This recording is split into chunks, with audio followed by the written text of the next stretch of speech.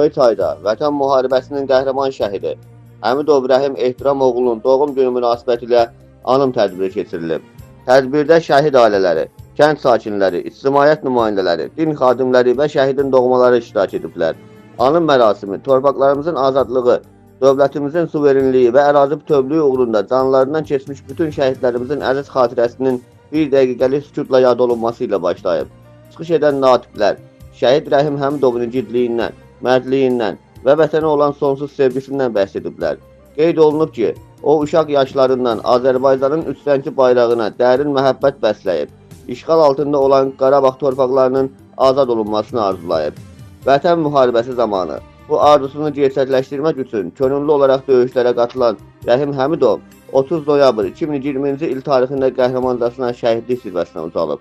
Tədbir zamanı din xadimləri tərəfindən şəhidin ruhuna dualar oxunub.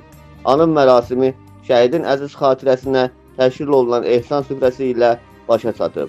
Allah bütün şəhidlərimizə rəhmət eləsin. Etibar Bəşirov, Göyçay naminə.